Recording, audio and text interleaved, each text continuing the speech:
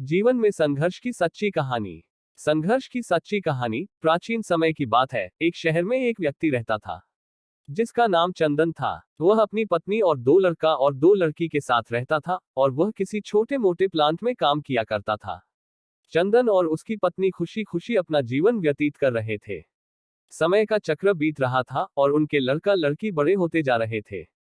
जब उसकी बड़ी बेटी कक्षा 5 में पढ़ रही थी, तभी एक दिन स्कूल की छुट्टी के समय जब वह लड़की सीढ़ियों से नीचे उतर रही थी, तभी पीछे से किसी लड़की से धक्के लगाने पर वह सीढ़ी से नीचे गिर गई, जिसके कारण उसके पैर में चोट आ गई। जब लड़की घर पर लंगड़ती हुई आई तो उसके पिता ने पूछा, क्या हुआ? तभी लड़की ने उन्हें पूरी बात बताई। पिता ने सोचा छोटी मोटी चोट है, और यह सोचकर उसने अपनी बेटी से कहा कि इसे गर्म पानी से सेक लो, ठीक हो जाएगा। कुछ दिन बीतने के बाद लड़की का पैर फूलने लगा और उसे चलने में दिक्कत होने लगी। तभी उसके पिता ने कुछ लोगों की बातें सुनकर किसी एक ओझा को ले आए, जबकि उसे कुछ नहीं आता था और वह पैर ठीक नहीं कर पाया।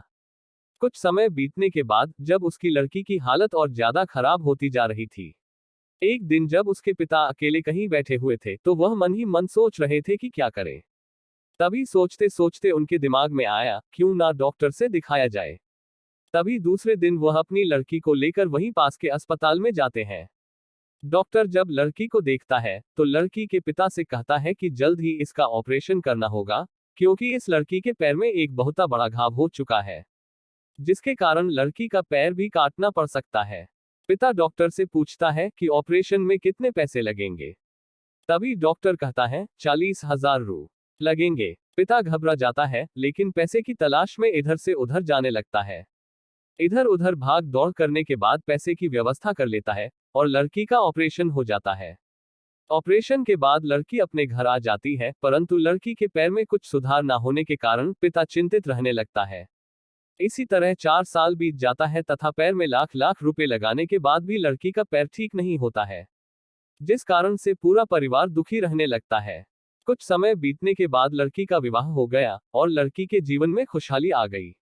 पिता सोचता है कि अब सब कुछ ठीक हो गया है, संघर्षों का दौर खत्म हो गया। परंतु किस्मत को कुछ और ही मंजूर था। एक दिन जब वह बाजार जा रहा था, तभी पीछे से किसी ट्रक के द्वारा उसका एक्सीडेंट हो गया, जिसके कारण उसके सर में गंभीर चोट आई। चंदन 1 महीने तक बिस्तर पर ही रहा। 1 महीने के बाद ठीक होने पर वह सोचा कि अब सब कुछ ठीक हो जाएगा। तभी उसकी पत्नी का स्वास्थ्य खराब होने लगा और वह बीमार पड़ गई। यहाँ वहाँ छोटे डॉक्टरों को दिखाने के बाद तबीयत और बिगड़ गई, जिसके कारण उन्हें वाराणसी के BHU अस्पताल में ले जाना पड़ा। वहां जाकर पता चला कि उसकी पत्नी के पेट में गंभीर बीमारी हो गई है, परंतु चंदन को यह विश्वास था कि उसको पत्नी ठीक हो जाएगी, और चंदन इसी विश्वास के साथ अपनी पत्नी को हमेशा वाराणसी के अस्पताल में ले जाने लगा। कुछ समय बीतने के बाद पत्नी के तबीयत में सुधार आने लगी। चंदन सोचा कि अब सब कुछ ठीक हो जाएगा। एक बार जब वह अपनी पत्नी को वाराणसी के अस्पताल में ले गया, डॉक्टर ने सभी रिपोर्टों को देखते हुए कहा, सब कुछ ठीक है। चंदन बहुत ही खुश हुआ और वह अपने पत्नी के साथ अपने शहर वापस आ गया। अगली सुबह सब कुछ ठीक था। चंदन का बड़ा और छोटा बेटा दोनों स्कूल चले गए और चंदन अपने काम पर चला गया। बड़ा बेटा स्कूल में सोच रहा था कि चलकर माँ से कुछ बातें करेंगे, तभी 11 बजे उसका मित्र आता है और कहता है कि चलो, तुम्हारी माँ की तबीयत खराब हो गई है। बड़ा बेटा दौड़ता हुआ अपने घर की तरफ आता है, तब तक बहुत देर हो गई होती है, उसकी माँ की मृत्यु हो चुकी होती है। बेटा माँ को देखते ही फूट फूट कर रोने लगता है और वह अपनी माँ का अंतिम संस्कार करता है।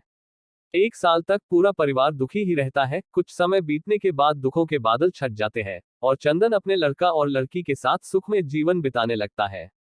आज उसका परिवार खुश खुशी जीवन जी रहा है। दोस्तों, जीवन में सुख और दुख दिन और रात की तरह होते हैं, जो कभी स्थायी नहीं रहते। इसलिए दुख के समय में कभी हिम्मत नहीं हारना चाहिए तथा सुख के समय कभी अहंकार नहीं करना चाहिए। इसीलिए कहा गया है, जीवन का दूसरा नाम संघर्ष है।